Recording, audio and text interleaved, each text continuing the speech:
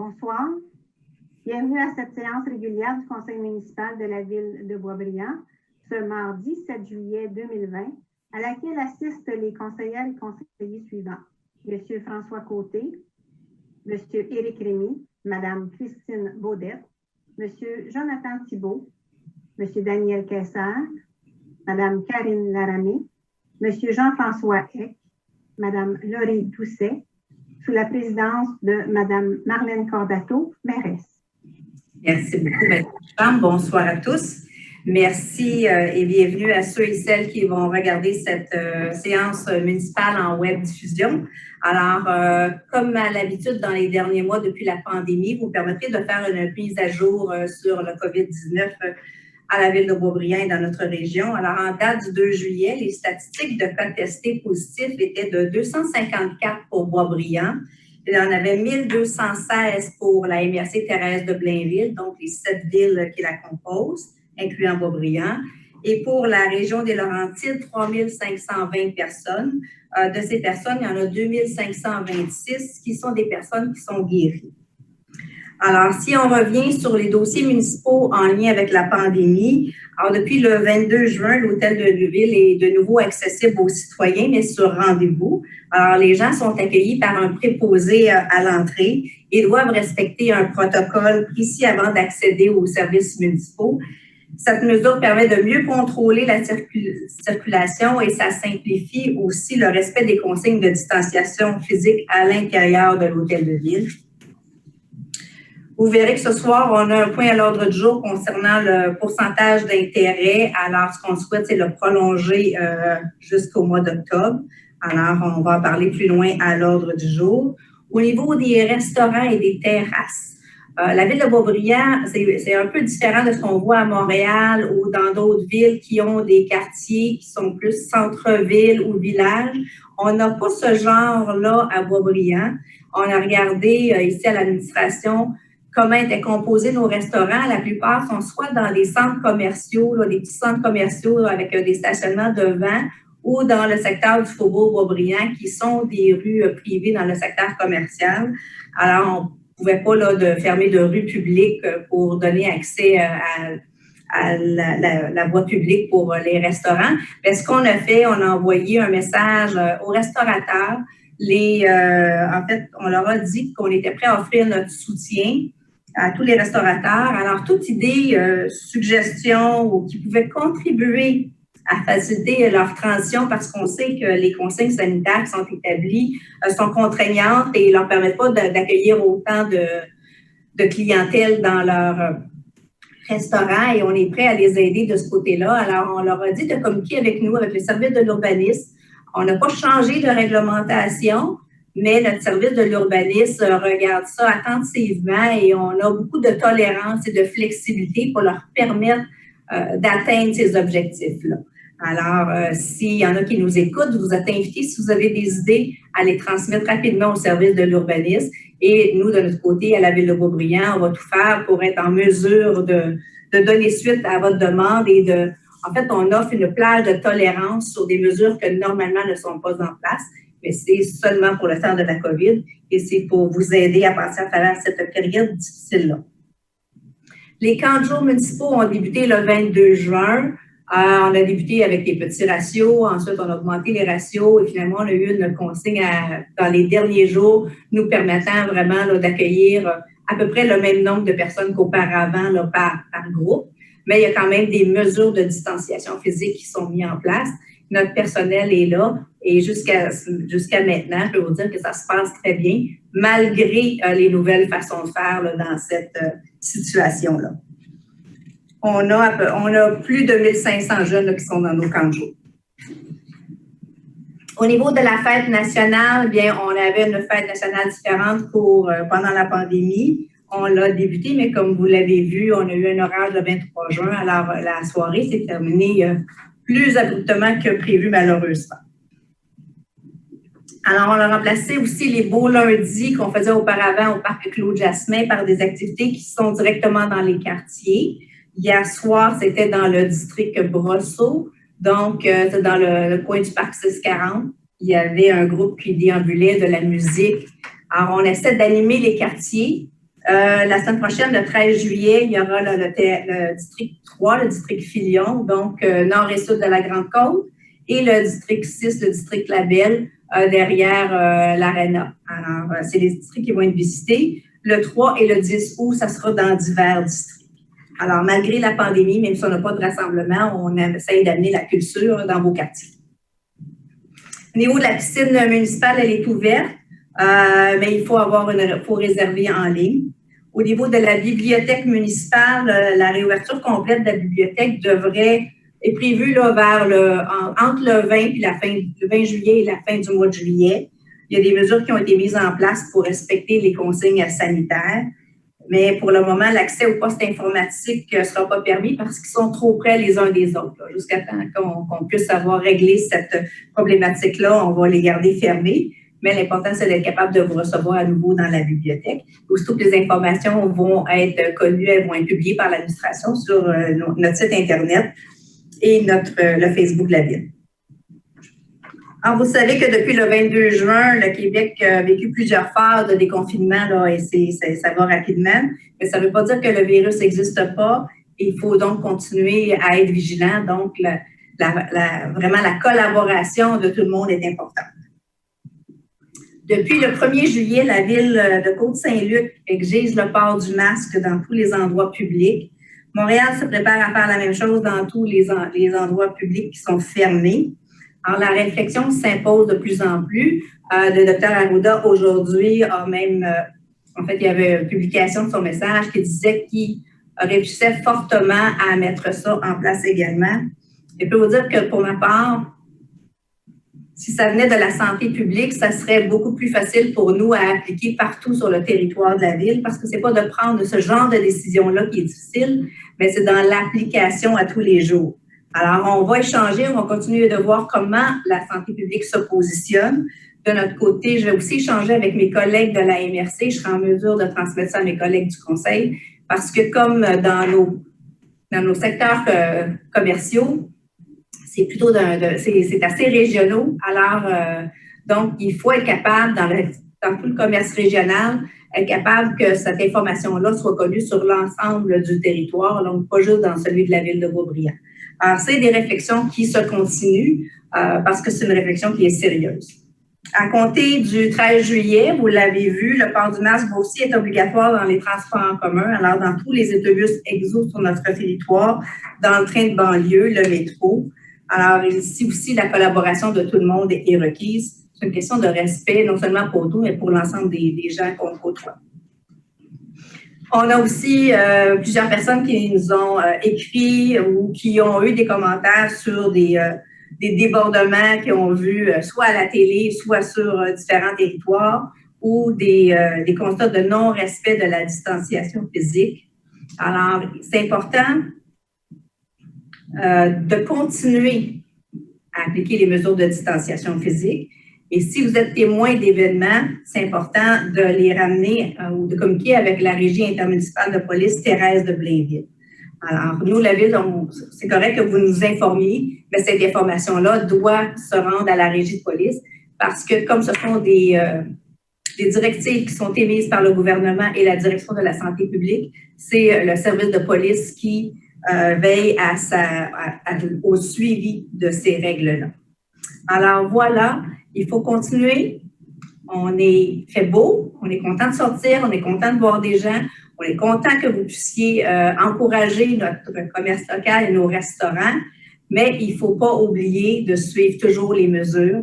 Alors, continuez, on se lave les mains, on fait la distanciation physique et surtout on met un masque quand on sort en public. Alors, continuez à collaborer avec l'ensemble des intervenants. Ça va nous permettre de passer à travers d'une façon beaucoup plus facile. Alors, je vous remercie de votre attention, de votre précieuse collaboration. Continuez de prendre soin de vous et de vos proches. Merci.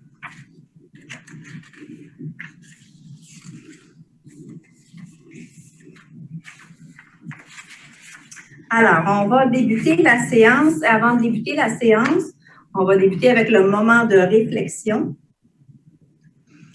Nous vous invitons à observer un moment de réflexion en mémoire des citoyens décédés au cours du dernier mois. Madame Sylvie Riopel, le 29 mai dernier, à l'âge de 59 ans. Monsieur Bertrand Tremblay, le 5 juin, à l'âge de 90 ans. Madame Lise Paquette, le 22 juin, à l'âge de 86 ans. Ainsi que Monsieur André Saint-Pierre, le 25 juin dernier, à l'âge de 68 ans. Nous offrons nos plus sincères condoléances aux familles des défunts ainsi qu'à toutes les familles qui ont récemment perdu un proche victime de la pandémie actuelle.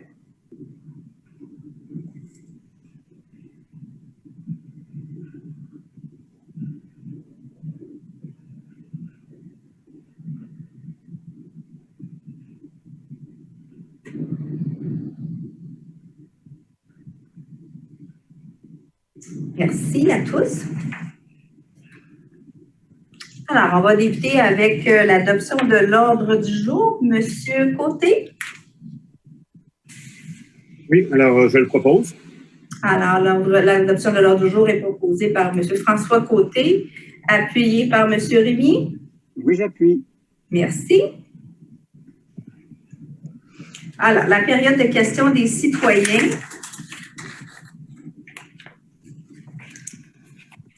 On a reçu 4 questions.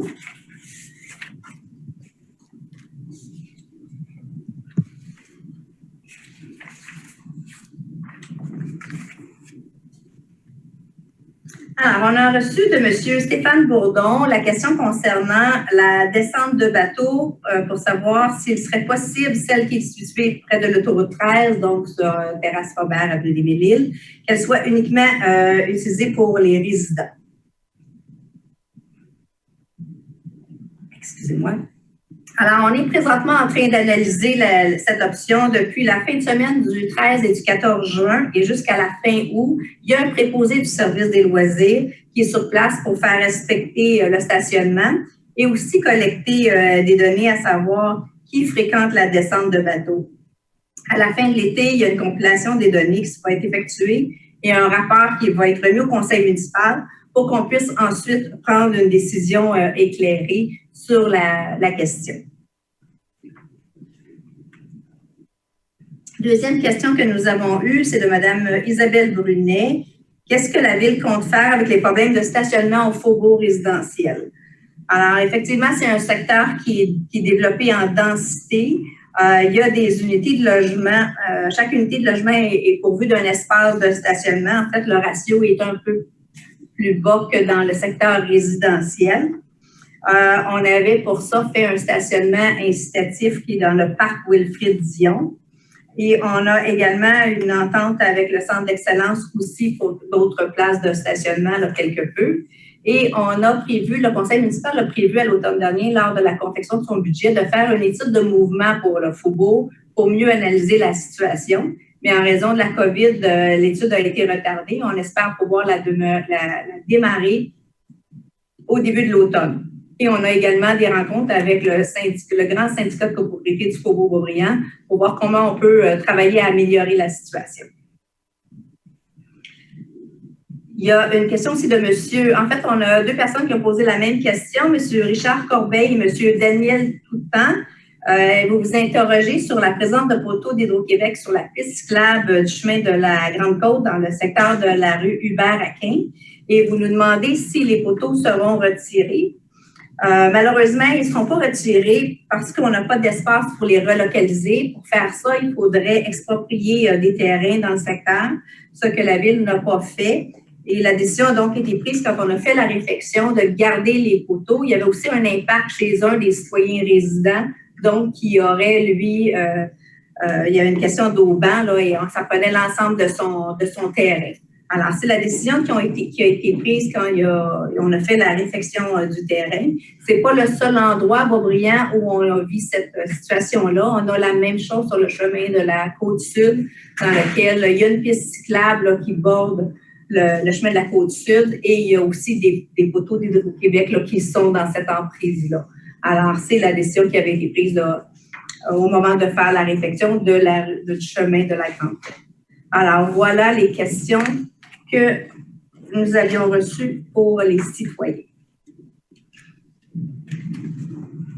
Alors, on va continuer l'ordre du jour avec la demande de dérogation mineure. Monsieur Kézard et Madame Laramé. Oui. Alors, au point 3, demande de dérogation mineure pour le 808 rue Chambord, zone R1 254, excusez-moi, dossier 2004 DM 401. C'est audition et décision sur la demande de dérogation mineure visant à réduire la marge latérale nord-ouest entre le bâtiment et la ligne de l'eau.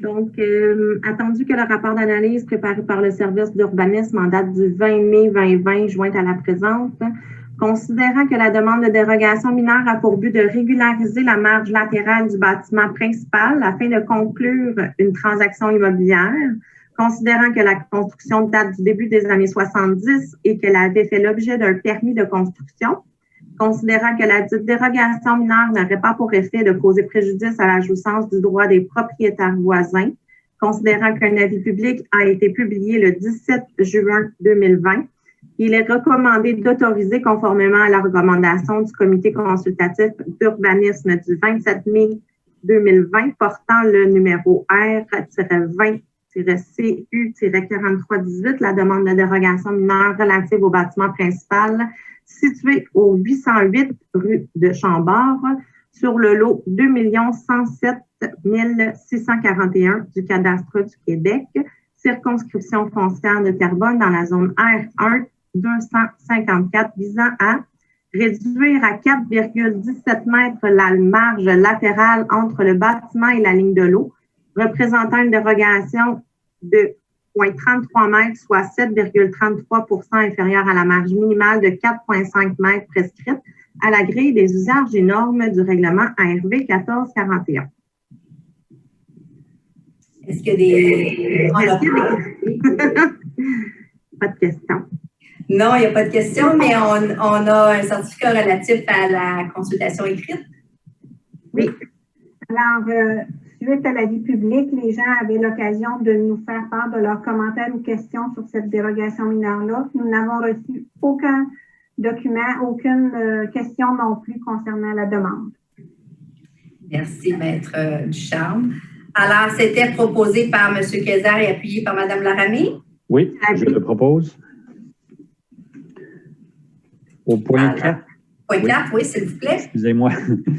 Demande de dérogation mineure pour le 470 chemin de la Grande-Côte, zone R2 209-1 et R1 210-3, dossier 2005 DM 402. Donc, c'est audition et décision sur la demande de dérogation mineure visant à augmenter la superficie du garage isolé et de l'abri d'auto attenant. Je le propose. Alors, c'est proposé par M. Kézard, appuyé par... Oui, mais est-ce que vous voulez que... Oui, allez-y. Oui, parce que M. Kézard, quand vous proposez tout de suite, vous m'induisez en erreur. On est trop rapide. Allez-y, Mme Laramé. Donc, considérant que la demande de dérogation mineure a pour but d'augmenter la superficie maximale d'un bâtiment accessoire dans le but d'annexer un abri d'auto, considérant qu'un permis de lotissement a été délivré pour le lot projeté 6 332 547, considérant que la dite dérogation n'aurait pas pour effet de causer préjudice à la jouissance des droits des propriétaires voisins, considérant qu'un avis public aussi a été publié le 17 juin, il est recommandé d'autoriser, conformément à la recommandation du comité consultatif d'urbanisme du 27 mai 2020, la dérogation mineure relative aux bâtiments accessoires situés au 470 chemin de la Grande-Côte sur le lot 4 119 328 sur le cadastre du Québec circonscription foncière de Terrebonne dans la zone R2 209-1 et R1 210-3 visant à augmenter la superficie du bâtiment accessoire, garage et abri d'auto à 80,9 mètres carrés, représentant une dérogation de 5,9 mètres carrés, soit 8 % supérieure à la superficie maximale de 75 mètres carrés prescrite à l'article 103 du règlement ARV 1441 sur le zonage. Alors là aussi, on avait un certificat relatif à la consultation écrite. Dans ce cas-là également, l'avis public donnait un délai de 15 jours aux gens pour nous faire parvenir leurs questions ou commentaires et nous n'avons reçu aucune question, aucun commentaire dans le délai prescrit. Merci, Maître Ducharme. Alors, au point 5. Au point 5, demande de dérogation mineure au 1 Avenue des Mille-Îles, zone R1. Excusez-moi, Mme Cordato, on n'a pas eu... la cuillère, hein? Je l'ai faite au début, puis j'ai... on a eu M. Kessler pour proposer. Puis Mme Laramé qui appuie. Mme Laramé? Effectivement. Oui, c'est adopté. Parfait, merci. Merci. Bon, au point 5, on va les faire dans l'ordre. Il n'y a pas de problème. J'irai pas trop vite. Demande de dérogation mineure au 1 Avenue des Mille-Îles, zone R1 308, dossier 2005 DM 403. C'est audition et décision sur la demande de dérogation mineure visant à réduire la marge latérale gauche entre le bâtiment et la ligne de l'eau. Madame Laramé. Oui, donc ici, considérant que la demande de dérogation mineure a pour but de régulariser la marge latérale gauche du bâtiment principal afin de conclure une transaction immobilière, considérant que la dite dérogation mineure n'aurait pas pour effet de causer préjudice à la jouissance du droit des propriétaires voisins et qu'un avis public a été publié le 17 juin 2020, il est recommandé d'autoriser conformément à la recommandation du comité consultatif d'urbanisme du 27 mai 2020 portant le numéro R20CU4320, la demande de dérogation mineure relative au bâtiment principal situé au 1 Avenue des Mille-Îles sur le lot 2 109 143 du cadastre du Québec, circonscription foncière de Terrebonne, dans la zone R1 308, visant à réduire à 1,01 m la marge latérale gauche entre le bâtiment et la ligne de l'eau, représentant une dérogation de 0,19 m, soit 15,8 % inférieure à la marge minimale de 1,20 m, prescrite à la grille des usages et normes du règlement RV 1441. Et encore là, on a un certificat relatif à la consultation écrite, Mme Ducharme. Alors, dans ce cas-là également, les gens pouvaient nous faire parvenir leurs questions ou commentaires et nous n'avons reçu aucune intervention de la part des citoyens. Merci, Maître Ducharme. Alors, c'était proposé par M. Kayser, appuyé par Mme Laramé. Oui, je l'appuie. Merci. En 6. Donc, dernière demande de dérogation mineure pour le 800 à 804 boulevard de la Grande Allée, zone R2 257, dossier 2005 DM 404. C'était audition et décision sur la demande de dérogation mineure visant à réduire la distance entre les deux accès aux cases de stationnement et à permettre l'aménagement des cases de stationnement l'une derrière l'autre. Donc ici, la demande de dérogation mineure a pour but de régulariser la distance entre deux accès sur le même terrain et autoriser le principe de cases en tandem, et ce, afin d'aménager des cases de stationnement supplémentaires. Considérant que les immeubles jumelés voisins ont tous des cases de stationnement aménagées en tandem, considérant que la dérogation mineure n'aurait pas pour effet de causer préjudice à la jouissance du droit des propriétaires voisins et qu'un avis public a été publié le 17 juin 2020, il est recommandé aussi d'autoriser, conformément à la recommandation du comité consultatif d'urbanisme du 27 mai 2020, portant le numéro R20CU4319, la demande de dérogation mineure relative au bâtiment multifamilial situé au 800 à 804 boulevard de la Grande Allée sur le lot 2 107 179 du cadastre du Québec, circonscription foncière de Terrebonne, dans la zone R2 257 visant à permettre l'aménagement des cases de stationnement l'une derrière l'autre, représentant une dérogation à l'article 168 du règlement RV 1441 sur le zonage, et ainsi que réduire la distance entre les deux accès aux cases de stationnement à 4,77 mètres, représentant une dérogation de 1,23 mètres, soit 20,5 % inférieure à la marge minimale de 6 mètres prescrite à l'article 167 du règlement sur le zonage. Là. Et il y a un certificat relatif aussi à la consultation écrite, Mme Ducharme. dans ce cas-là également, les citoyens ont été invités à faire part de leurs commentaires ou questions et nous n'avons reçu aucun commentaire ni question de la part des citoyens pour ce dossier.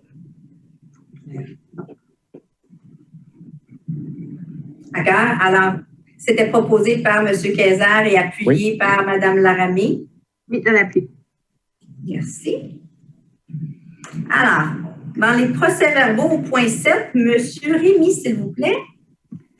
Alors, on parle de procès-verbaux, séance du Conseil, c'est d'adopter le procès-verbal de la séance ordinaire du 2 juin 2020 tel que soumis. Merci. Alors, c'est proposé par M. Rémy, appuyé par Mme Baudette. Je l'appuie. Merci. Mme Baudette en 8. On parle de l'adoption des règlements suivants. En A, le projet de règlement RV 1440-005, modifiant le règlement RV 1440 sur le plan d'urbanisme pour assurer sa conformité au schéma d'aménagement et de développement de la municipalité régionale de comté de Thérèse de Blainville suite à l'entrée en vigueur de son règlement 19-01. Merci. En B. OK, pas de commentaire. Non, je vais les faire, celles-là les mêmes, alors je vais les faire à la fin. OK, parfait. En B, projet de règlement RV 1441-083, modifiant le règlement RV 1441 sur le zonage pour assurer sa conformité au schéma d'aménagement et de développement de la municipalité régionale de comté de Thérèse de Blainville suite à l'entrée en vigueur du règlement 19-01. En C, projet de règlement RV 1443-001, modifiant le règlement RV 1443 sur le lotissement pour assurer sa conformité au schéma d'aménagement et de développement de la municipalité régionale de comté de Thérèse de Blainville suite à l'entrée en vigueur de son règlement 19-01. Oh, le suivant. OK. En D, le projet de règlement RV 1441-44-011, modifiant le règlement RV 1444 sur l'émission des permis de certification pour tenir compte de la modification du schéma d'aménagement et de développement de la municipalité régionale de comté Thérèse de Blainville suite à l'entrée en vigueur du règlement 1901. Oui, c'est ça. C'est tout le 14. En fait, c'est tout le règlement de zonage. Ça concerne les zones de contraintes qui sont relatives sont potentiellement exposées au glissement de terrain. Donc, sur le territoire de la ville de Boisbriand, il y a une seule zone. Elle est située dans le territoire qui est au nord de la Côte-Nord. Alors, il y a une seule zone. Alors, on l'a maintenant identifiée dans l'ensemble de nos règlements. La zone était déjà identifiée. Maintenant, on fait les modifications pour l'intégrer à l'ensemble de nos règlements qui concernent le schéma d'aménagement. Alors, en E, vous pouvez continuer, mais c'est le dernier. Alors, oui. En E, le règlement RV 1686 décrétant des travaux de réfection de pavage à divers endroits dans la municipalité et leur financement par emprunt. Alors, pour ce règlement-là, c'est un règlement qui, en fait, c'est pour du pavage. C'est un règlement de 3 millions de dollars qui est payable par l'ensemble des citoyens et c'est financé sur une période de 15 ans. C'est un règlement qui décrète divers travaux de pavage aux endroits suivants. Alors, ce sont toutes des entrées de ville. Alors, sur le boulevard, et je pense que ça va faire beaucoup d'heureux, boulevard Curé-Boivin, entre le chemin de la Grande-Côte et l'avenue Provencher, le boulevard du Faubourg, le boulevard de la Grande-Allée qui est séparé en 3 tronçons. Alors, le premier, c'est du chemin de la Grande-Côte jusqu'à l'avenue Cartier. Le tronçon 2, c'est de l'avenue de Cartier jusqu'au boulevard Châteauneuf. Et le tronçon 3, c'est du boulevard Châteauneuf jusqu'à l'avenue Alexandre-le-Grand. Alors, c'est ce qui est dans ce règlement qui n'est pas soumis à la procédure d'enregistrement des personnes habiles à voter. Alors, c'était proposé par Mme Baudette et appuyé par M. Thibault. Je l'appuie. M. Thibault au point numéro 9. Donc, on tombe dans les procédures d'enregistrement. C'est prendre acte du dépôt par la greffière du certificat attestant de la tenue de la procédure d'enregistrement par consultation écrite du 10 au 25 juin 2020 sur les règlements suivants. En A, le règlement ARV 1676 décrétant l'achat des véhicules et d'équipements de leur financement par emprunt. Oui, là, je vais devoir intervenir. Alors, c'est pour service de sécurité incendie. 1 390 000 financés sur 10 ans et c'est 100% de l'ensemble des citoyens. En B, le règlement RV 1683 décrétant les travaux de pavage sur la rue Ambroise-Lafortune et sur la rue Doris-Lucie, tronçon 1 et un emprunt à cette fin. Alors, c'est 375 000 financés 100% aux riverains cette fois-là sur une période de 10 ans. Et en C, c'est le règlement RV 1685 décrétant les travaux de réfection de la toiture de la bibliothèque municipale et un emprunt à cette fin. Alors, 530 000 payés par l'ensemble des citoyens, c'est financé sur une période de 10 ans. Maître Ducharme. Alors, la procédure d'enregistrement s'est tenue par voie écrite, comme l'a mentionné M. Thibault. Et suite à cette procédure d'enregistrement-là, suite à l'avis public, les gens pouvaient nous faire part de leur volonté de s'inscrire au registre en fournissant en répondant aux conditions habituelles. Nous n'avons reçu aucune demande dans aucun des dossiers, de sorte que les personnes habiles à voter sont présumées avoir approuvé ces 3 règlements-là, qui vont maintenant devoir être approuvés par le ministère des Affaires municipales. Merci beaucoup, Maître Ducharme. Alors, c'était proposé par M. Thibault, appuyé par M. Quezard. Oui, excusez-moi. Oui, je l'appuie. Merci. Alors, M. Quezard, au point numéro 10. Donc, au point numéro 10, c'est dépôt et avis de motion. Donc, pour l'adoption future des règlements suivants. En A, le règlement RV 1268-8, modifiant le règlement RV 1268 établissant un contrôle sur la démolition des immeubles et un programme de réutilisation du sol dégagé. En B, le règlement RV 1687 sur la vérification de l'optimisation des ressources par la Commission municipale du Québec. Je donne les avis de motion. Merci. Alors, en 11, Mme Laramée. Donc, oui, en 11, on tombe en finance. En A, c'est prendre acte du dépôt de la liste des autorisations de dépenses pour la période du 8 mai au 11 juin 2020. En B, prendre acte du dépôt par la trésorière du sommaire mensuel des déboursés pour la période du 1er au 31 mai 2020. Et en C, accepter la liste des certificats de paiement tels que préparés par le service du génie en date du 17 juin 2020, révisés par le service de la trésorerie le même jour, montrant un total de 494 485,50 et en autoriser le paiement. Merci. Alors, proposé par Mme Laramée. Oui. Et c'est appuyé par M. Jean-François Eck. Je l'appuie. Merci, M. Eck. En 12, s'il vous plaît. On parle de taxes foncières et droits sur les mutations immobilières. C'est une prolongation de la modification temporaire du taux d'intérêt. Donc, c'est de statuer sur le maintien à 0 % du taux d'intérêt applicable sur les taxes foncières et les droits sur les mutations immobilières échus pour la période d'imposition 2020. Je le propose. Alors, proposé par M. Eck, appuyé par Mme Doucet. Oui, je l'appuie. Maître Ducharme. Alors, ce qui est proposé, si je comprends bien, c'est de maintenir le taux à 0 % jusqu'au 5 octobre 2020. C'est la décision du Conseil, effectivement. C'est la position qui a été choisie pour continuer à aider nos citoyens, qu'ils soient résidentiels et même nos petits commerçants locaux et nos industries également. Merci, Maître Ducharme. Alors, c'était proposé par M. Eck, appuyé par Mme Doucet. Mme Doucet, en 13, s'il vous plaît. Alors, c'est une émission d'obligation du 22 juillet 2020 au montant de 8 828 000, résolution de concordance et de courte échéance. Je le propose. Alors, proposé par Mme Doucet, appuyé par M. Côté.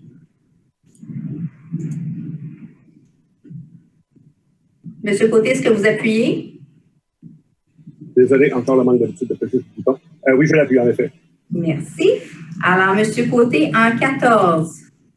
En 14, dans les soumissions, entretien mécanique de la flotte de véhicules du service de sécurité incendie, contrat 2020-1767, accusé réception du procès verbal d'ouverture des soumissions, rejeter la soumission reçue et autoriser le service de sécurité incendie à reprendre le processus d'appel d'offres.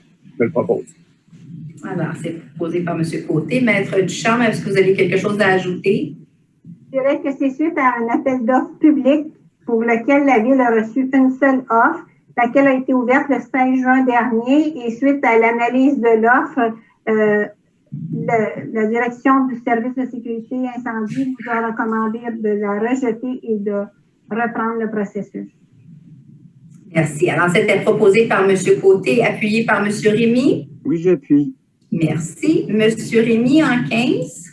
Soumission, acquisition de 2 camions de 10 roues avec équipement. On parle du contrat 2020-1773. Donc, accuser réception du procès verbal d'ouverture des soumissions, rejeter des soumissions reçues et autoriser le service des travaux publics à reprendre le processus d'appel d'offres. Maître Duchamp. Dans ce cas-là également, il s'agit d'un appel d'offres public pour lequel la Ville a reçu 3 offres qui ont été ouvertes le 20 avril dernier. Les offres ont été présentées par Équipement L'Eau Papineau, Camion Excellence Peterbilt et W Côté et Fils Limité. Et c'est suite à l'analyse de l'ensemble de ces offres qu'il vous est recommandé de rejeter les soumissions pour ce contrat et de reprendre le processus d'appel d'offres. Merci. Alors, c'était proposé par M. Rémy, appuyé par Mme Baudette. Je l'appuie.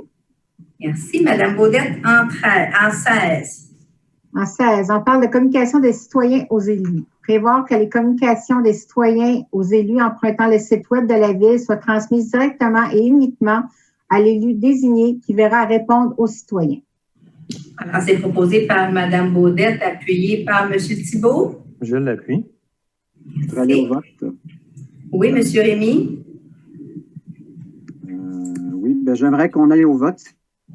Alors, vous demandez le vote sur la proposition. Oui.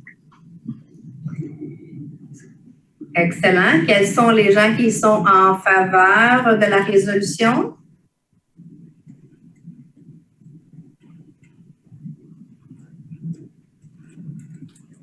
Quels sont ceux qui sont en défaveur de la résolution? Parfait. Merci. En 17. En 17, M. Thibault. Oui, donnez-moi un instant. Donc, c'est bail avec chalet communautaire de l'île de Mai. C'est approuver la modification du bail existant avec chalet communautaire de l'île de Mai selon les mêmes conditions pour la partie occupée par le chalet et les terrains de tennis et autoriser la signature de tout document et fait à la présente. Je le propose. Alors, proposé par M. Thibault, appuyé par M. Cazard. Oui, je l'appuie. Merci. En 18, M. Cazard. On va parler sport. Donc, au niveau soccer, c'est une entente avec l'Association du sport et du plein air, communément connue sous l'acronyme ASPA de Saint-Eustache Incorporé, Ville de Deux-Montagnes et le FC de la Seigneurie. Donc, c'est d'approuver le projet d'entente ayant trait à la commande d'équipement et autoriser la signature de tout document donnant effet à la présente. Je le propose. Alors, proposé par M. Cazard, appuyé par Mme Laramie. Vous l'appuyez. Merci. Mme Laramie, en 19. Donc, acquisition de Mobipod. Autoriser l'acquisition de 4 Mobipod, en parenthèse GB, par l'entremise de l'organisme IVO, Expérimentation d'innovation. Je le propose. Alors, c'est proposé par Mme Laramie, appuyé par M. Eck. Je l'appuie. Les GB, ce sont communément des trottinettes électriques, mais d'un modèle qui est approuvé par le ministère des Transports et qui va permettre à nos préventionnistes qui sont sous la supervision du service des loisirs de parcourir nos espaces publics, là, autant sur la voie publique que sur les pistes cyclables ou à l'intérieur de nos parcs pour pouvoir faire des interventions. Alors, c'est une belle innovation. On est très content d'être un membre de l'organisation IVO et de travailler avec eux à trouver des solutions durables pour des projets municipaux. Alors, M. Eck, en 20, s'il vous plaît. On parle d'une demande d'aide financière, c'est d'autoriser la présentation d'une demande d'aide financière au ministère des Transports du Québec pour la réalisation de travaux admissibles sur le boulevard de la Grande Allée dans le cadre du volet Accélération des investissements sur le réseau routier local, l'AIRRL, du programme d'aide à la voirie locale, le PAVL. Je le propose. Alors, proposé par M. Eck, appuyé par Mme Doucet. Oui, je l'appuie. Merci. Mme Doucet, en 21. Et acquisition d'une partie du lot, 5 609 937, chemin de la Grande-Côte. Trouver la cession par M. Gustave Goulet d'une partie du lot 5 609 937 du cadastre du Québec aux termes et conditions établis à la promesse de cession du 9 juin 2020 et autoriser la signature de tout document donnant effet à la présente. Je le propose. Alors, proposé par Mme Doucet, appuyé par M. Côté. Oui, je l'appuie. Merci. M. Côté en 22. Fauchage de l'herbe haute, terrain privé vacant ou construit. Autorisé conformément au règlement RV-1355-2 sur la qualité de vie. Le service des travaux publics a procédé au fauchage de l'herbe haute sur les terrains privés vacants ou construits inscrits à la liste 10 juin 2020. Je le propose. Alors, c'est proposé par M. Côté, appuyé par M. Rémy. Oui, j'appuie. Merci. M. Rémy, en 23, s'il vous plaît. On parle de statistiques des permis de construction, donc accusé réception des statistiques de permis émis au cours du mois de mai 2020, montrant un total de 3 479 812 $ et un cumulatif annuel de 19 960 741 $. Alors, c'est proposé par M. Rémy, appuyé par Mme Baudette. Oui, j'appuie. Mme Baudette en 24. On parle de demande de permis. En A, approbation du permis de construction résidence unifamiliale au 119 rue Yvonne Lacroix, la zone R1 302. En B, approbation du permis de construction résidence unifamiliale au 116 chemin de l'île de Mai, la zone R1 205. En C, approbation, modification du permis de construction district 23, phase 2, 64-85 rue Doris Lucier, zone I2 481. En D, approbation, modification à l'aménagement du terrain, bâtiment commercial, gestion Lacaire et Varennes, 406 chemin de la Grande-Côte, zone C2 213. Alors, c'est proposé par Mme Baudette, appuyé par M. Thibault. Je l'appuie. M. Thibault en 25.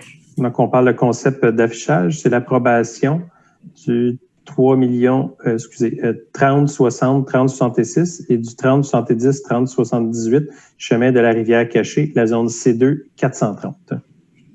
Alors, c'est proposé par M. Thibault, appuyé par M. Cazard. Oui, je l'appuie. Merci. M. Cazard en 26, s'il vous plaît. On rentre dans la section ressources humaines. La liste d'embauche trimestrielle, c'est accusé réception du rapport d'embauche temporaire de personnel pour la période du 15 mars au 6 juin 2020, tel que dressé par la directrice du service des ressources humaines, conformément au règlement RV 1497. Je le propose. Merci. Alors, proposé par M. Cazard, appuyé par Mme Laramé. Oui, ça l'appuie. Oui, Mme Laramé en 27, s'il vous plaît. On est en embauche. Autoriser les embauches suivantes. Excusez-moi. En A, contremaître division des bâtiments et de la conception, cadre régulier à temps complet au service des travaux publics.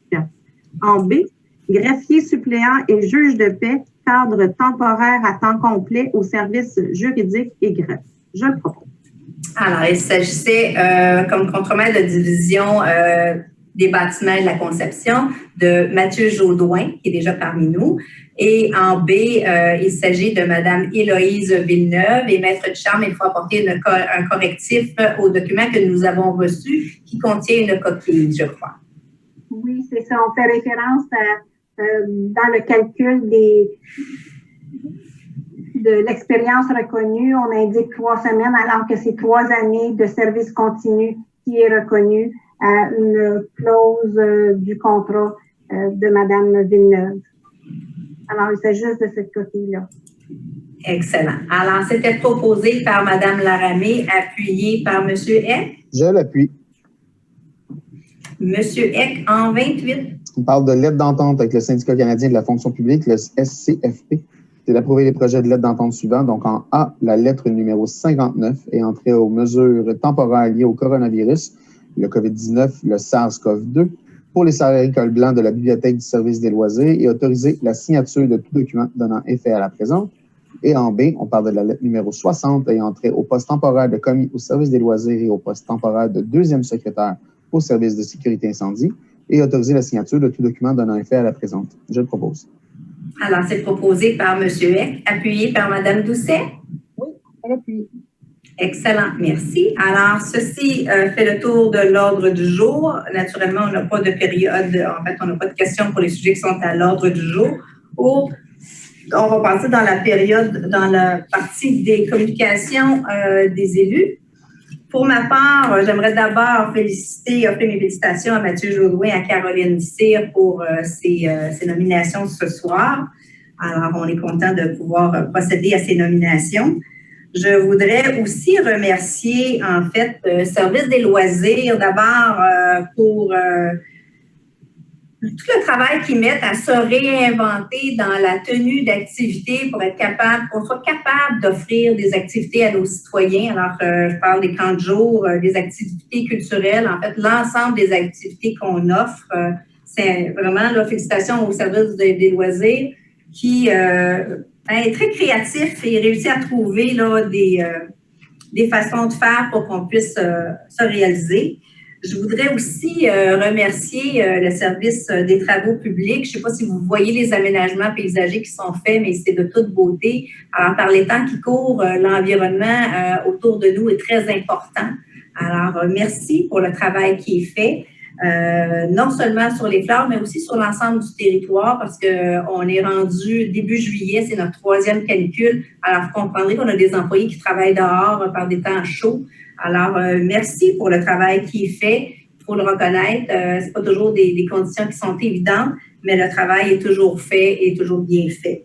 Parlant de canicule, on invite les citoyens aussi à être prudents. Par les années passées, on ouvrait une bibliothèque ou maison de citoyens pour que les gens puissent venir se rafraîchir. C'est pas possible pour nous de le faire maintenant, mais on vous invite à être prudents donc durant les temps de canicule et de prendre toutes les opportunités que vous avez pour vraiment là, vous garder au frais.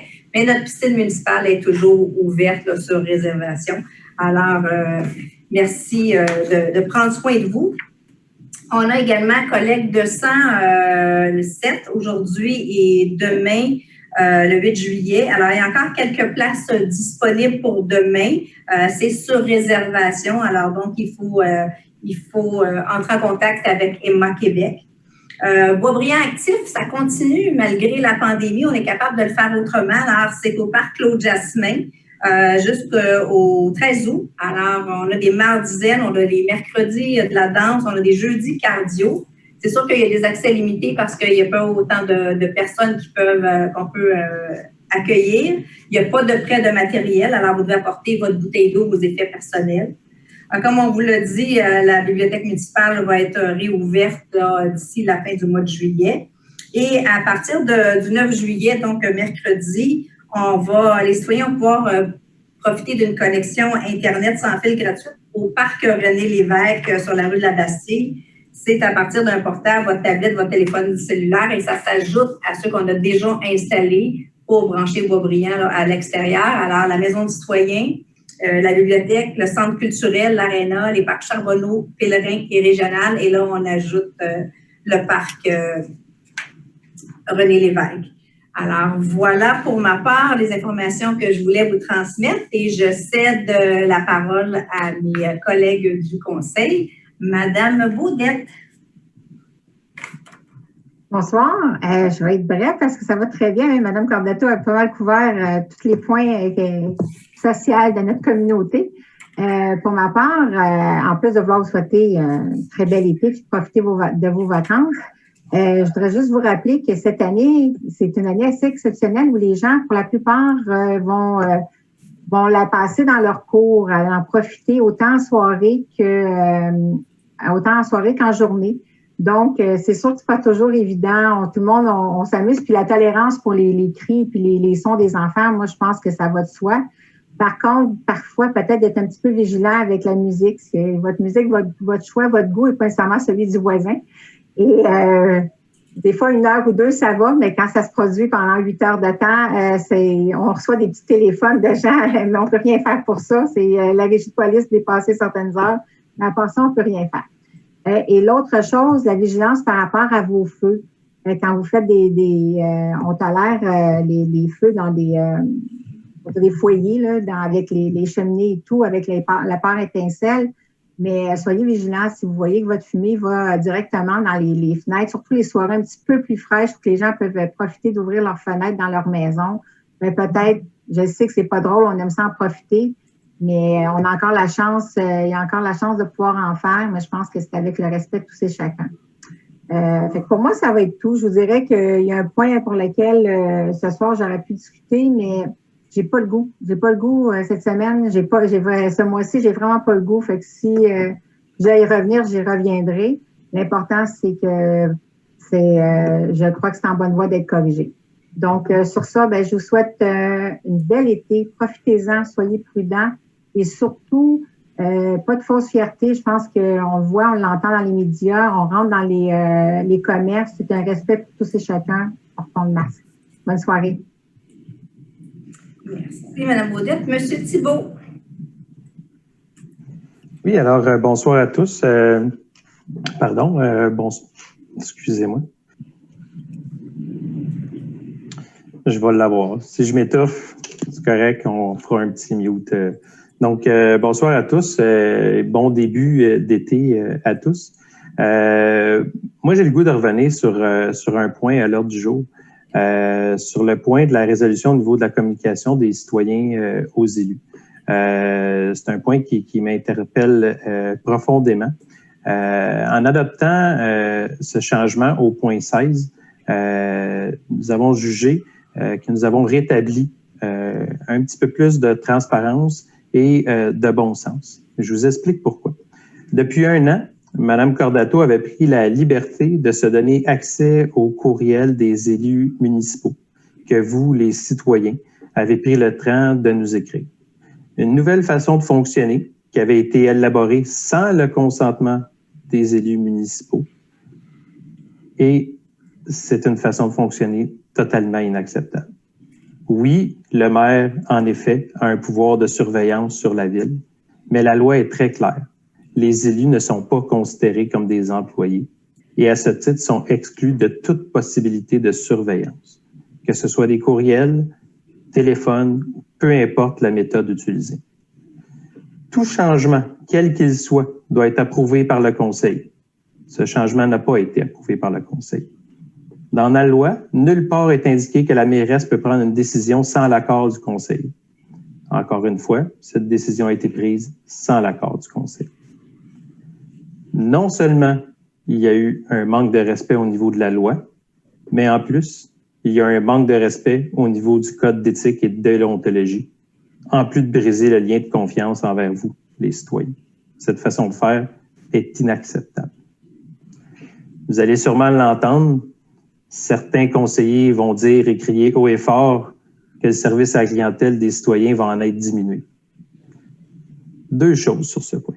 Premier point, je vais vous dire que votre service n'en sera pas du tout diminué. Vous allez avoir accès aux informations exactement au même titre. Les employés de la ville vont continuer à travailler en collaboration avec nous pour vous offrir le meilleur service possible. Et de ce fait, vous aurez aussi, en toute confidentialité, accès à vos conseillers municipaux. D'aucune façon, il est indiqué sur le site web que la mairesse pouvait recevoir le courriel au même titre que quand vous nous envoyez. Aucun avis avait été présenté de cette façon-là. Et en deuxième lieu, cette façon de faire n'était pas pour améliorer le service à la clientèle. C'était, de mon opinion, de l'espionnage politique pur et simple. En deuxième lieu, j'aimerais reprendre une expression, je dirais l'expression préférée de Mme Cordato, qui se dit qu'elle aime rétablir des faits. Eh bien, ce soir, j'aimerais rétablir 2 faits qui ont été dits à la dernière séance du Conseil. La première affirmation est que vous êtes une excellente collaboratrice. Je dirais que c'est totalement faux.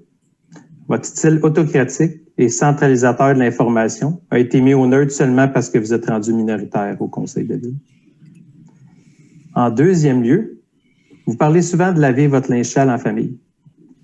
Vous voulez qu'on lave notre linge sale en famille, vous voulez qu'on vous parle des problématiques. Mais il y a 2 mois de ça, vous avez fait une sortie publique, sans même avoir avisé le conseil de ville, pour mentionner que les conseillers indépendants avaient fait dérailler le processus de sélection du directeur général.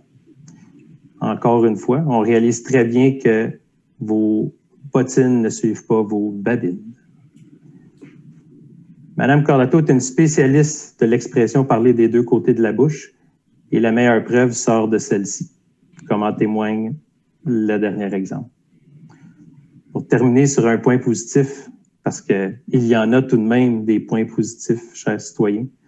Il fait beau, il fait chaud.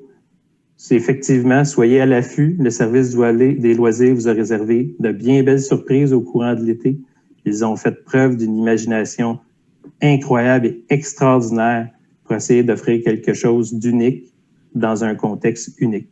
Alors, sortez dehors, mais de grâce, restez prudents. La distanciation physique demeure une priorité et je vous souhaite de passer un excellent été et à la prochaine. Merci beaucoup. Bonne soirée. Merci, M. Thibault. M. Quinzard. Oui, bonsoir tout le monde.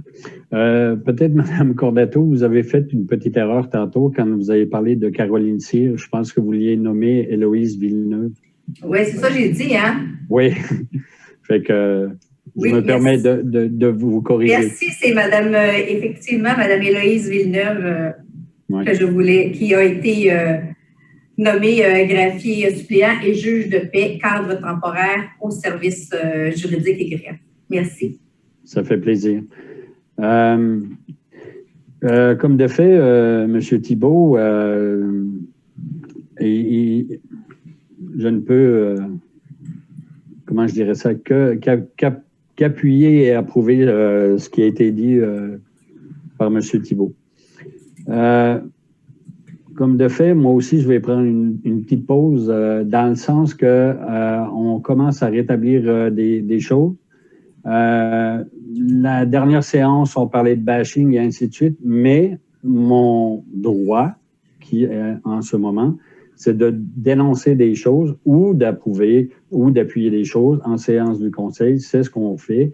Et au mot du conseiller, on a la liberté de s'exprimer si on ne ferme pas nos micros. Toujours est-il que la saison estivale arrive à grands pas. Le fameux virus COVID-19, il fait des ravages. Dernièrement, il a fait des ravages parmi mes proches, 2 personnes. On fait toujours attention, mais on aura beau vouloir, il est invisible, on ne sait pas où il se promène. Fait que faites très attention, puis comme de fait, Madame la mairesse, mes collègues conseillers et tout, souvent on vous conseille de faire attention. Continuez de le faire, s'il vous plaît. Et puis, oui, Mme Cordato a raison, les obligations devraient venir du gouvernement. Ça va être plus facile à appliquer la réglementation qui peut en suivre. Comme de fait, on regarde toujours à l'encouragement d'achat local.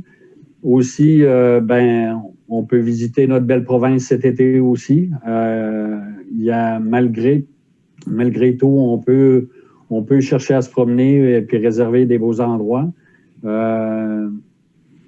Fait que par rapport à ça, c'est ce que j'avais à dire au niveau de la fameuse pandémie. Aussi, il y a des restrictions au niveau de l'eau.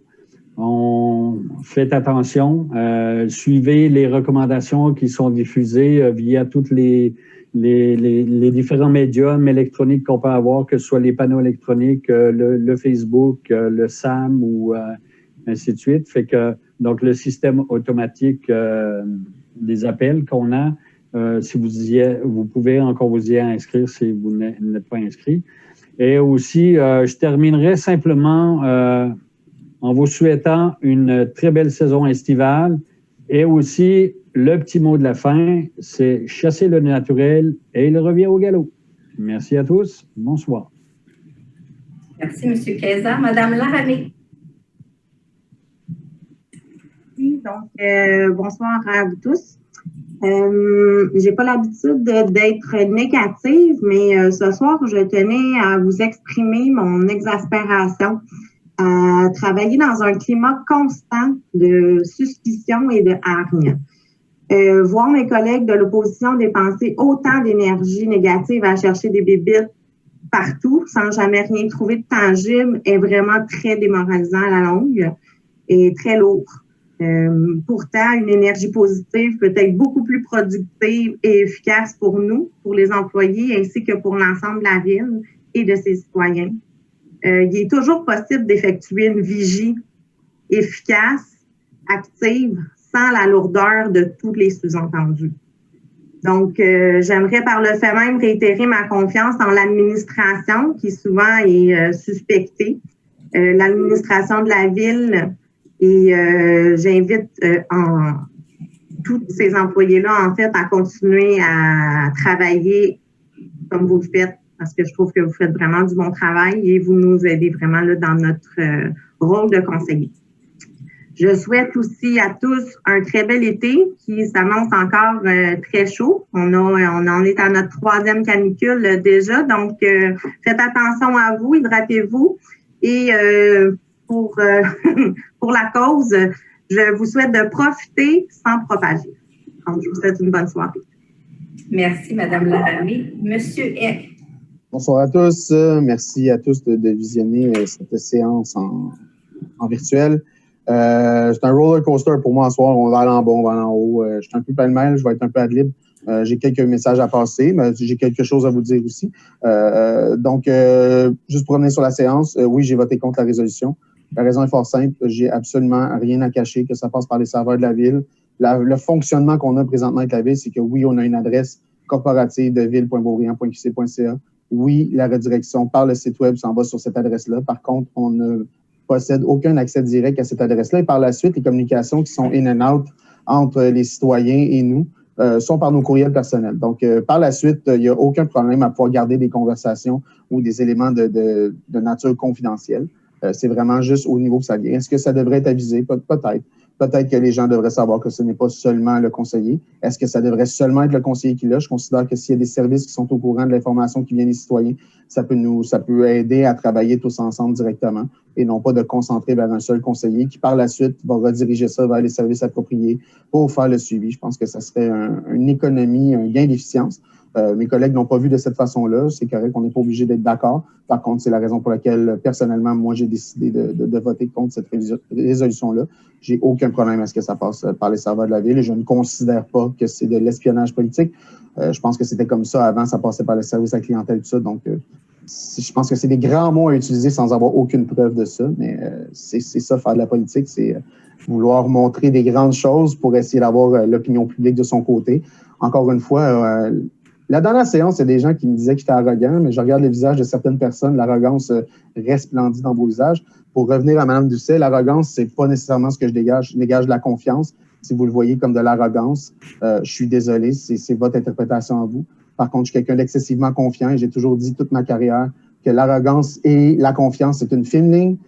J'aime dire que je fais le funambule malgré ma corpulence entre l'arrogance et la confiance, mais je peux vous dire que c'est vraiment une question de confiance. Quand je n'ai pas la confiance de m'exprimer sur un sujet, je préfère plutôt l'analyser et par la suite en donner un feedback une fois que je serai en mesure de déterminer ce que j'ai analysé de tout ça. Pour en revenir à la COVID, moi-même, on parle du masque qui est obligatoire, on parle du masque qui devient obligatoire à Côte-Saint-Luc, à Montréal aussi. Vous n'êtes pas obligé. J'ai entendu plusieurs études, plusieurs chroniqueurs cette semaine, dans les dernières semaines. Tu sais, la ceinture de sécurité aujourd'hui, c'est un automatisme, mais dans le temps, les gens pensaient que c'est pas grave, je passerai par le windshield, mais une chose est sûre, présentement, c'est pas parce qu'on est obligé, ça n'a pas besoin d'être obligatoire, ça n'a pas besoin d'être légiféré, d'être sous le joug d'une loi pour qu'on fasse pas avec le bon sens et que tout le monde, on puisse pas emprunter justement ce bon sens-là. Porter le masque en public, c'est même rendu l'accessoire mode de 2020. Donc, il y a plein de producteurs québécois qui font ça avec des matières québécoises. Il faut encourager l'économie locale, porter le masque. Je pense que plus il y a de gens qui vont le porter, plus il y a de gens qui vont être mal à l'aise de le porter. Vous m'avez déjà vu, je suis pas le gars le plus en forme. Je suis quand même quelqu'un assez corpulent. Je travaille à la journée longue à livrer sur la route. Des fois, dans les canicules, comme Mme Laramie disait, c'est la 3e. J'ai porté le masque des journées de temps. Et je peux vous le dire, j'en suis pas décédé. Je suis devant vous ce soir. Oui, c'est incommodant parfois. Il y a des gens qui le portent dans des conditions beaucoup pires que nous. Et justement, j'aime mieux avoir un masque dans le visage qu'être intubé ou de voir des gens que je connais être intubés à cause de ça. Pour le reste, écoutez, la dernière séance, oui, la dernière séance. J'ai été approché par beaucoup de citoyens qui s'insurgeaient sur le fait que la diffusion de la séance a été retardée de plusieurs jours. Et évidemment, dans une démocratie, on ne fait jamais sur les choses du bas, on va toujours en haut. Donc, c'est Mme Cordato qui détient un joug sur la ville, c'est Mme Cordato qui contrôle le message, c'est Mme Cordato et son équipe qui veulent contrôler ce qui va être diffusé. Moi, j'ai été blessé parce que les citoyens ont dit, j'ai essayé de m'expliquer avec certains d'entre eux, malheureusement, c'est comme les théories du complot, quand on pense qu'on a la connaissance infuse, puis je suis désolé s'il y en a qui le prennent mal, c'est juste que discuter et argumenter avec des gens, j'ai aucun problème quand c'est fait dans le respect et quand c'est fait dans l'ouverture. Malheureusement, quand c'est fait avec des œillères, c'est très difficile d'argumenter. À ce moment-là, je quitte jusqu'à ce que la personne ait envie de discuter avec ouverture. Dans ce cas-ci, ça a été causé par la diffusion d'images qui étaient totalement inappropriées. Je suis un peu étonné qu'il y ait seulement moi et Mme Laramie qui a été un peu plus verbal. Malheureusement, vous ne pouvez pas le voir parce que ça a été coupé au montage, parce que les images étaient totalement inappropriées. Encore aujourd'hui, j'attends encore des excuses de la personne qui a diffusé ces images-là. Puis au lieu de donner des excuses à ses collègues conseillers qui ont été à laquelle on a imposé ces images-là de matière explicite, je comprends que c'était une erreur, ça n'a pas sa place quand même. Il faut s'assurer quand on veut diffuser du contenu que, surtout dans une séance publique, je pense que la personne concernée a été très chanceuse qu'on puisse couper au montage. Je pense que c'est plus un bénéfice pour elle. Et c'est drôle, je n'ai jamais entendu publiquement en parler. Et parce que sur les spots de ce monde, sur les sites web, toutes les places où nos complotistes, les trolls, les gens peut-être qui sont juste outrés de ce qui se passe, décident de discuter. On les voit clairement, mais c'est un avantage politique de penser que c'est Mme Cordato qui a contrôlé le message, donc on n'en parle pas, on n'est pas outré. Moi, je les voice out, moi, j'en parle parce que je sais pertinemment que ce n'est pas moi qui l'ai fait, et je sais pertinemment que ce n'est pas à Mme Cordato de subir les contre-coups d'une erreur de jugement de quelqu'un ou d'une erreur, point, mais ça reste une erreur, et je ne m'attends pas à des excuses de cette personne-là. Un mois plus tard, il est beaucoup trop tard, et l'attitude de cette personne-là était très injustifiée. Car quand c'était le temps d'en discuter, elle a plutôt voulu argumenter sur la façon que ça a été géré et non pas sur ce qui a été fait. Donc, personnellement, je crois que c'est un très grand manque de jugement de cet individu-là. Je ne nommerai pas, je pense qu'elle se reconnaît et malheureusement, heureusement ou malheureusement, ce n'est pas mon genre de jouer une jeu politique de cette manière-là. Je suis du genre à discuter en pleine face et non pas d'y aller en backside. C'est comme ça que je pense que la politique devrait être faite dans les années 2020.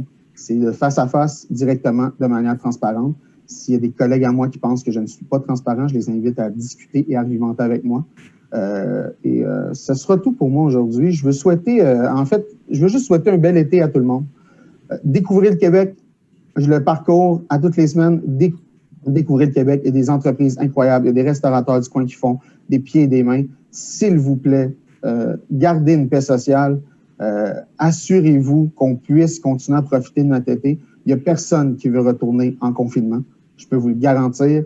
Oui, il y a des jeunes qui font des problèmes, mais je peux vous dire, je l'ai vu plein de villes, il y a plein de gens de classes sociales, d'âge, de milieu, qui ne suivent pas les conseils, les règles de distanciation sociale.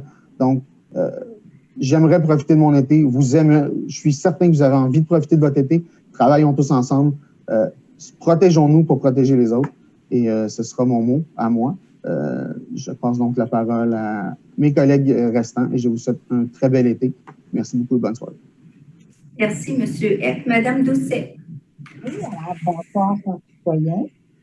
Je voudrais juste faire un petit commentaire suite au commentaire de Mme Laramie C'est pas du tout en les services dont nous ne faisons pas confiance. Au contraire, moi, pour ma part, et je parle aussi au nom de mes collègues, nous avons extrêmement confiance aux services. Et je peux vous assurer, les citoyens qui font un travail qui est exceptionnel et on est très chanceux. Nous sommes très chanceux de pouvoir s'appuyer sur eux. Je voudrais aussi mentionner qu'il y en a qui sont très verbatiles, qui sont très éloquents quand on est en séance. Ce serait le fun aussi, ce serait très agréable de les entendre quand nous travaillons à mi-clos. Alors, il y en a qui parlent jamais, on n'entend jamais, on ne peut pas jamais se positionner sur ce qu'ils pensent. Mais quand ils arrivent en séance, ils deviennent tout à coup, Seigneur, des gens qui sont très éloquents. Alors, ça serait apprécié que quand on se rencontre, que ça soit la même chose. Je pense que ce serait une excellente façon de travailler et de commencer à peut-être collaborer ensemble. Pour ma part, ce soir, je vais être brève. Moi, j'ai pensé à faire un clin d'œil aux enseignants, aux professeurs qui ont dû s'adapter de façon tellement créative, qui ont usé de leur imagination pour pouvoir accompagner, pour pouvoir enseigner à nos bouts de chou. Je trouve qu'ils ont été extraordinaires. Il y en avait beaucoup, justement, qui ne savaient pas utiliser les plateformes de rencontre, que ce soit Zoom, Teams, peu importe. Et vous avez fait un travail exceptionnel. Je pense, moi, j'ai des amis qui ont des jeunes enfants qui ont dit qu'ils n'en reviennent pas comment est-ce que vraiment, là, c'est une vocation d'être enseignant. Ils ont dit, j'avais de la misère avec mon enfant, lui faire apprendre une notion qui était quand même assez simple, là, de mathématiques, puis je perdais patience. Je peux pas croire qu'eux autres, ils en ont 21 à répondre. Alors ça, c'est mon clin d'œil pour les profs. Et du même coup, je voudrais féliciter les étudiants. Je vous trouve bons. Je vous trouve tellement, là, collaborateurs, je vous trouve génial. Vous êtes des champions. Vous avez dû, vous aussi, vous adapter. C'était pas évident de pas voir de vos amis. C'était pas évident de pas voir les grands-parents. Je sais beaucoup, pour ma part, j'ai entendu beaucoup de personnes qui se sont ennuyées des grands-parents. Alors, je vous trouve champions. Je vous souhaite de passer un bel été. Les jeunes, les professeurs, mes citoyens, je vous souhaite de vous amuser, de profiter. Moi, pour ma part, je vais aussi prendre des journées à me ressourcer parce que je pense qu'on n'est pas on travaille pas, je suis pas en train de opérer des gens à cœur ouvert. Puis il y a beaucoup plus de choses dans ma vie qui sont importantes également. Alors, pour ma part, je vous souhaite de profiter. Buvez beaucoup d'eau. Il annonce énormément chaud. Pensez aussi, si vous quittez le matin, que votre petit chat est à l'extérieur, laissez-lui, s'il vous plaît, un bol d'eau. Il fait tellement chaud. On en a besoin. Alors, sur ce, je vous souhaite un bel été. Profitez-en. Il y a des belles activités pareilles. C'est des beaux moments qu'on peut passer en famille, soit dans la cour, mais en tout cas, je vous souhaite de belles retrouvailles. Alors, merci beaucoup de votre attention. Au plaisir. Merci, Mme Doucet. Monsieur Côté. Alors, bien le bonjour à tous, à la maison, sur la plage, où que vous soyez présentement en train de nous regarder. Quelques points aujourd'hui. Le premier, évidemment, on parle des respects des différents règlements. Il y a présentement une restriction majeure au niveau de l'arrosage du gazon. Il ne faut pas s'en faire. Oui, il va jaunir, il va tomber en dormance, mais il va revenir. Au niveau de la transparence, le point 2. Comme vous avez pu constater, depuis 2 ans et demi, plus de 98% des points à l'ordre du jour sont adoptés à l'unanimité, et ça sans interférence des lignes de parti ou autres visibles. Notre rôle de conseiller a toujours été et demeure d'être le chien de garde de la démocratie et d'aider à garder des gens honnêtes, en répondant aux besoins de nos citoyens qui nous ont élus. Ce n'est pas que j'ai des choses à cacher pour l'histoire des courriels, mais dans ce cas-ci, quand on se moque ouvertement des lois, c'est qu'on a oublié que la chaise sur laquelle nous sommes tous assis au Conseil ne nous appartient pas. Le mot « conséquence » doit revenir dans notre vocabulaire et dans nos actions. Nous avons ce soir commencé à redresser certains règlements et encadrements administratifs qui sont issus d'un passé douteux. J'appuie donc tous les points présentés par M. Thibault. Il faut arrêter d'accepter ceux qui jouent la game, parce que gérer une ville dans le respect des lois n'a rien d'une game. À suivre. Pour ce qui est du COVID, je vous rappelle également que historiquement, dans les autres pandémies qui ont lieu, c'est souvent le 6e mois qui marque le plus haut taux d'augmentation. Pour nous, au Québec, le 6e mois, ça nous amène à la fin du mois de juillet, au mois d'août. Alors, il faut réellement faire attention. On l'a vu la semaine dernière, il y a plusieurs États américains qui ont dû revenir en arrière et refermer les bars, fermer les restaurants, parce qu'il y a eu une journée, entre autres, avec plus de 20 000 nouveaux cas. Ça peut faire peur. Je tiens, moi aussi, à souligner l'excellent travail de l'équipe Ville, que ce soit, entre autres, au niveau de la part du DG. Il y a des efforts de transparence qui me permettent d'affirmer que ça fait des années que je n'ai pas vu un tel niveau de transparence, de célérité, d'ouverture.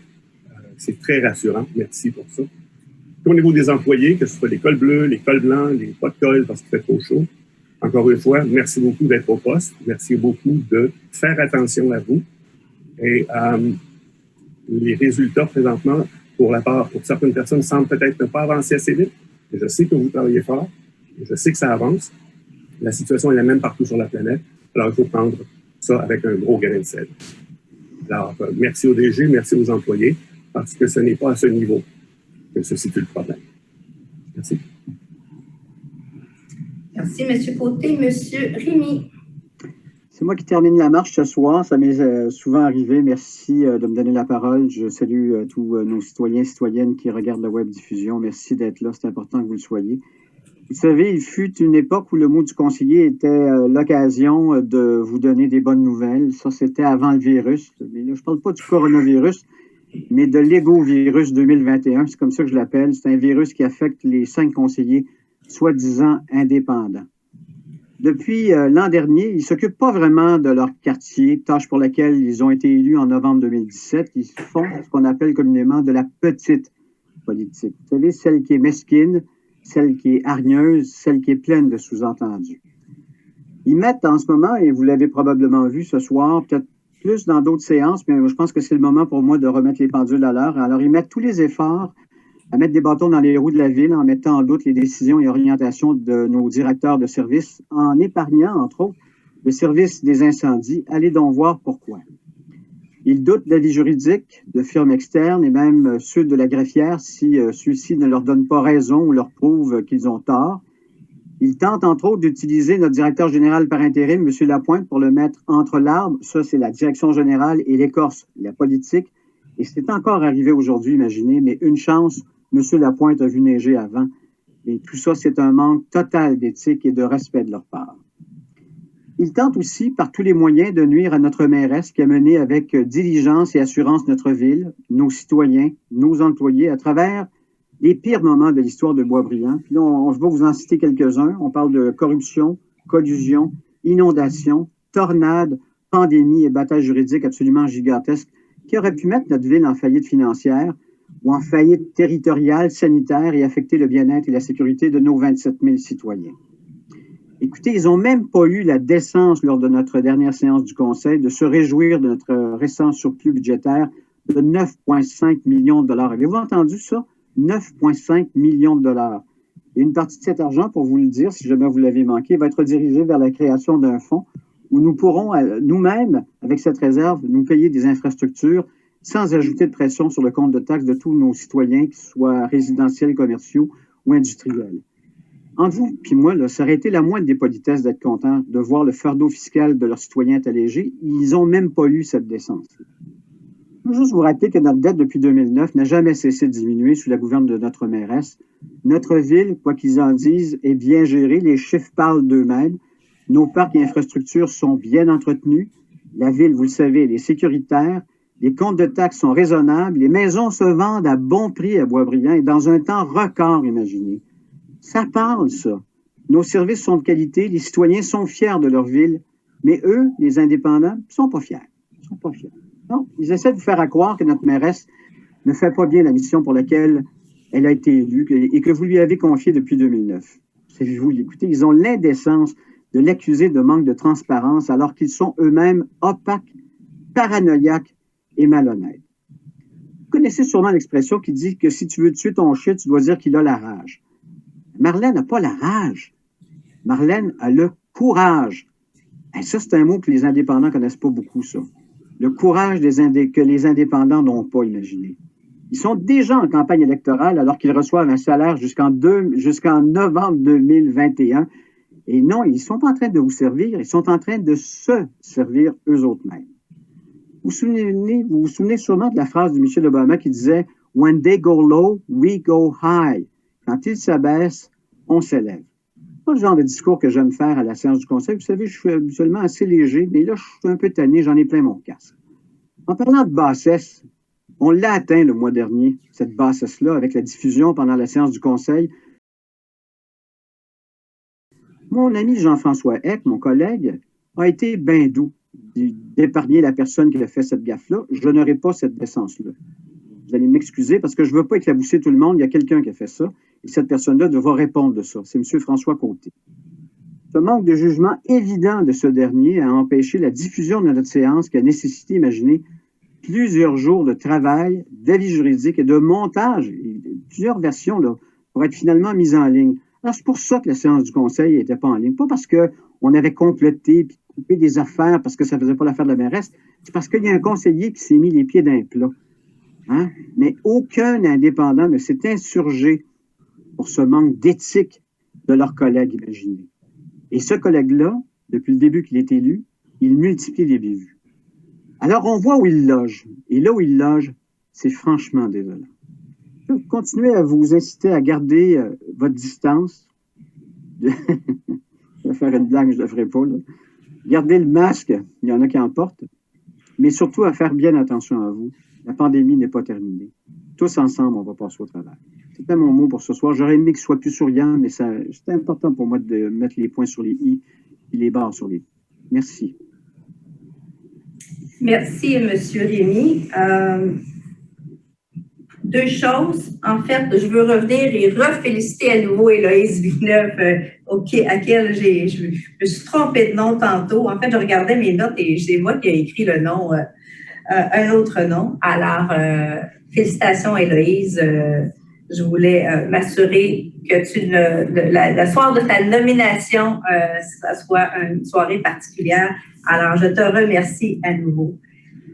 Je vois ce soir, je trouve que ça a plus l'air d'une diversion pour faire passer la dernière séance en fait, c'est une situation qui était totalement inappropriée, inacceptable et irrespectueuse. Puis malheureusement, on parle beaucoup de respect dans cette salle. On entend souvent ça de la part de plusieurs membres du Conseil, mais concernant ce qui s'est passé à la dernière séance, curieusement, les gens du même groupe, j'ai entendu pas un son, rien sur ce sujet-là, sur les images auxquelles, en fait, que nous avons subies. Et honnêtement, si ça avait été de moi, j'aurais aimé ça que vous puissiez voir la même chose que nous, mais j'ai une responsabilité comme élu municipal et je comprends très bien que comme organisation municipale, on ne puisse pas montrer ces images-là à l'écran et je comprends ça tout à fait. Concernant ce qui s'est passé ce soir, en fait, j'ai eu une drôle de journée. D'abord, j'ai reçu une demande d'entrevue du Journal de Montréal ce matin concernant de l'espionnage politique. Et curieusement, c'est le même discours qui a été utilisé par M. Thibault ce soir. La demande d'origine de conseillers indépendants qui réclament, et on l'a vu ce soir, que les courriels des citoyens destinés aux élus soient envoyés directement aux élus sans qu'ils soient préalablement lus par la mairesse. C'est ce que j'ai eu ce matin. Permettez-moi de faire quelques mises au point pour clarifier d'abord plusieurs fausses affirmations. D'abord, les courriels des citoyens qui sont destinés aux élus sont directement envoyés aux élus. Et pour vous rassurer, ces courriels ne sont pas lus par la mairesse. On a des politiques internes sur le suivi des requêtes aux membres du conseil, parce qu'auparavant, ça passait par un système qui s'appelait requête, nous joindre ou plainte-requête, nous joindre et commentaires. Et on a une politique qui disait clairement dans la politique qu'il y avait une copie qui était envoyée au service aux citoyens. On a eu cette politique-là en 2013 et en 2017 et elle est inclue au manuel de référence du conseil qui est remis à chaque élu. À chaque élection, c'est un nouveau manuel et c'est en fait toujours parti. Je l'ai vérifié aujourd'hui. Historiquement, à titre de chef exécutif de l'administration municipale, le maire de la ville de Beaubriand a toujours reçu copie des courriels de citoyens envoyés à l'adresse de l'hôtel de ville. Requête, service aux citoyens, nous joindre. C'est comme ça que le site web était fait auparavant. Et ça incluait les courriels qui étaient destinés aux élus via le site Internet de la Ville. C'était pour assurer un meilleur suivi auprès des citoyens, malgré qu'il n'y avait pas de suivi qui était fait avec le courriel des élus, mais bien sûr des requêtes et des services aux citoyens. Et je peux vous donner un exemple de pourquoi c'est fait comme ça. Et les élus avant moi ont fait la même chose. Il y a des réponses du maire qui arrivaient durant les périodes de vacances ou durant les week-ends ou les soirs. Et je peux vous donner l'exemple du déneigement de la période des fêtes cette année, l'année précédente. Alors, quand je vois dans la période dans laquelle l'hôtel de ville est fermé et qu'il n'y a pas d'employé municipal qui prend ces courriels-là durant cette période-là, moi, je vérifie toujours au niveau des requêtes des citoyens et je vois s'il y a quelque chose qui ne va pas. Et quand je vois des dizaines de courriels qui rentrent parce qu'il y a une problématique, cette année et ou l'année dernière, particulièrement, ça concernait le déneigement, mais j'interviens tout de suite, je fais appel à la direction générale et je lui dis, on a un problème parce qu'on reçoit beaucoup de plaintes de citoyens. Alors, c'est à ça que ça sert. En 2019, au moment où on a fait la refonte du site Internet, et pour des raisons de confidentialité, la Ville a créé une nouvelle boîte courriel qui s'appelle Mairie et qui est destinée à recevoir les courriels qui sont envoyés à tous les élus via le site Internet, incluant la mairesse. La seule différence avec la façon de procéder qu'on avait auparavant, c'est que je ne reçois plus de copies de ces courriels. J'ai accès à la boîte nécessaire parce qu'on y retrouve aussi mon adresse courriel. C'est d'ailleurs l'adresse qui apparaît sur mes cartes d'affaires et la gestion de cette boîte est assurée par les employés de la direction générale. À partir de mai 2012, alors déjà depuis 2012, lorsqu'un citoyen utilisait le site Internet de la Ville pour contacter son conseiller, une copie de son courriel était acheminée au service aux citoyens. En vertu de la politique interne, et on stipulait qu'il y avait une requête électronique qui était transmise au conseil municipal par le site Internet de la Ville et une copie est transmise automatiquement au service aux citoyens. En août 2019, la Ville a procédé à la refonte complète du site Internet. Puis quand on a créé la nouvelle boîte courriel, on a aussi convenu de la nouvelle façon de faire. On avait deux arguments importants qui ont soutenu cette décision-là. D'abord, un souci de confidentialité, parce que la boîte vers laquelle étaient redirigés les courriels des conseillers depuis 2012 était accessible maintenant par plusieurs employés à l'accueil et au service de la trésorerie. Et par souci de conformité, parce que tout ce qui concerne les élus, c'est le service de la direction générale qui s'en occupe. Alors, la boîte mairie est accessible par le personnel qui relève de la direction générale uniquement. Alors, voilà. Et dans la demande de la journaliste, on faisait mention du fait que selon des conseillers, tous les courriels ne leur sont pas ensuite acheminés. Alors, ce n'est pas nécessaire de les acheminer puisqu'ils les reçoivent directement tous les courriels qui leur sont adressés. Depuis le 26 août 2019, date où des tests ont été effectués par le service des technologies de l'information sur le site web de la Ville, et j'ai demandé aujourd'hui un décompte de ces courriels. Tout ce que vous avez vu ce soir et tout ce qui concerne la discussion de ce soir, c'est pour les 83 courriels qui ont été reçus au cours de presque la dernière année, pour l'ensemble des 8 conseillers. Et je vais vous les nommer. M. Côté a reçu 17 courriels, M. Rémy a reçu 7 courriels, Christine Baudette, 10 courriels, Jonathan Thibault, 3 courriels, Daniel Pézard, 12 courriels, Karine Laramie, 7 courriels, Jean-François Eck, 9 courriels, Laurie Doucet, 8 courriels. Alors, à tous les conseillers municipaux qui ont participé à cette démarche média auprès du Journal de Montréal et qui accusent d'espionnage politique, j'aimerais juste vous dire ceci.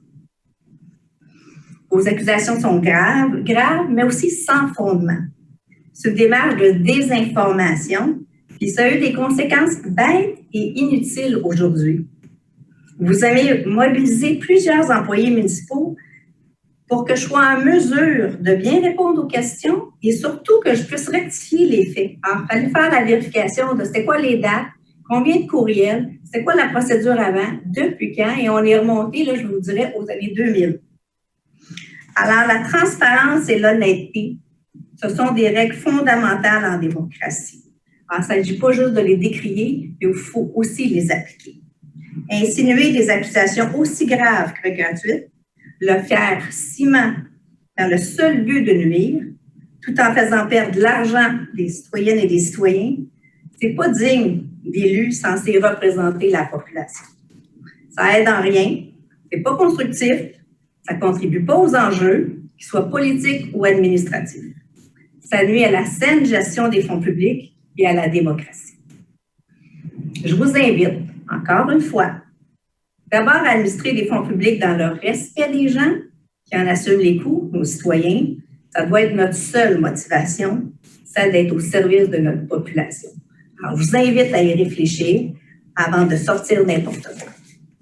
Alors, voilà ce que j'avais à ajouter sur le sujet qui a été amplement dit. Et je vais juste réitérer ce que M. Eck a dit. Les courriels des élus sont redirigés automatiquement vers le courriel de l'élu municipal qui répond. En fait, il est redirigé vers son courriel personnel. Les 83 courriels que je vous ai parlé sont les seuls courriels quand vous cliquez sur le lien Hôtel de Ville.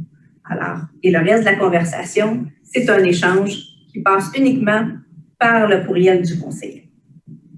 Alors, voilà ce que j'avais à ajouter pour clarifier la situation et je vous souhaite à tous un bel été. J'en prendrai quelqu'un pour lever la séance.